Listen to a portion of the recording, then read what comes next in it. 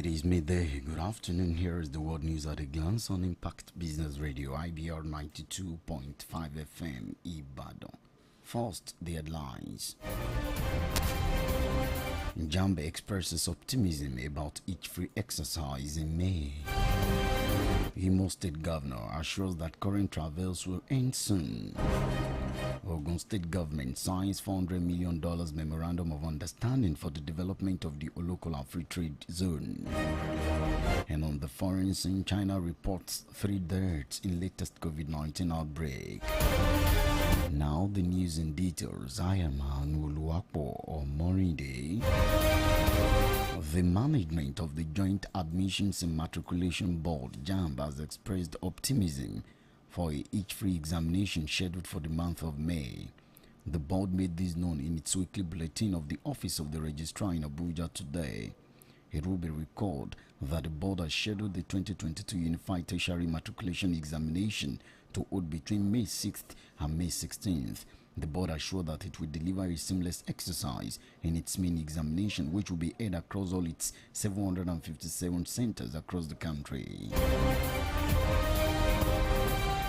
The governor of Imo State, Uzodinma, has expressed optimism that the state will overcome its current travails. Uzodinma gave the assurance in his Easter message at the church in the Oru East local government area of the state. The governor listed some of the current travails of the state to include the killing of innocent citizens, burning of public and private property, burning of police stations, and the killing of policemen, among others. He also urged people to join him in prayers to touch the heart of those perpetrating the violence, to repent in the spirit of Easter. Uzodinma also stated that the killings in parts of the state were politically motivated, as against reports in some quarters that they were the handiwork of the proscribed indigenous people of Biafra. He called on those behind the dastardly act to repent quickly before the government will go after them, adding that the killing of innocent Imo people must stop henceforth. The Ogun State government has signed a $400 million Memorandum of Understanding with a private organization for the development of the local free trade zone and Remo agro-processing zones in the state. At an event held at the executive chamber of the governor's office in Abeokuta, the state capital, the founder of the group, Ganga Gupta, said his investment drive in the state is being propelled by purposefully, among other factors. Addressing the team, members of the State Executive Council and other critical stakeholders, the governor of the state, Dapo Abiodun, promised to continue to initiate needed policies and programs that will attract more investment into the state.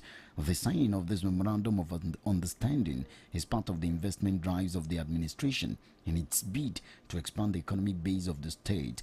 Speaking shortly after signing the commencement of the $400 million investment, Governor Dapo Abiodun promised his administration's renewed commitment towards initiating favorable policies and reforms to attract more foreign direct investment. On the foreign scene, Ukrainian President Volodymyr Zelensky has reiterated that Ukraine has no intention to surrender in the ongoing war with Russia. This is as it said the country is currently fighting in the Donbas region. In an interview with newsmen, Zelensky brushed aside the idea of letting Moscow take over Donbas and part of eastern Ukraine in a bid to stop the conflict. Meanwhile, the Archbishop of Canterbury, Justin Welby, in his Easter sermon, has called for Russia to declare a ceasefire and withdraw from Ukraine. And still on the foreign scene, China has reported the deaths of 3 people from COVID-19 in Shanghai. Records answer that this is the first time it will be happening since the financial hub entered lockdown in late March. A release from the City Health Commission revealed that the victims, who are aged between 89 and 91, were unvaccinated. Shanghai officials said only 38% of residents over those aged above 60 are fully vaccinated. The city is now due to enter another round of mass testing, which means a strict lockdown will continue in a 4th week for most residents. Today's deaths were also the first COVID-19 linked fatalities to be officially acknowledged by authorities in the entire country since March 2020. And to end the news, another look at some of the major items. JAMB expresses optimism about each free exercise in May. Imo State Governor assures that current travails will soon end. We told you that Ogun State government has signed $400 million Memorandum of Understanding for the development of the local and free trade zone. And on the foreign scene, we brought a report that China has recorded 3 deaths in latest COVID-19 outbreak. For comment, breaking news happenings around your area and suggestions, send your report to newsroom@ibr92.5fm.com. You can also call or send a text message to 0908 485 8385. Like us on Facebook, www.facebook.com/IBR925FM, or stream us live on www.ibr925fm.com. The news was produced and edited by Feromi Akimbote. I am Anulu Akbo.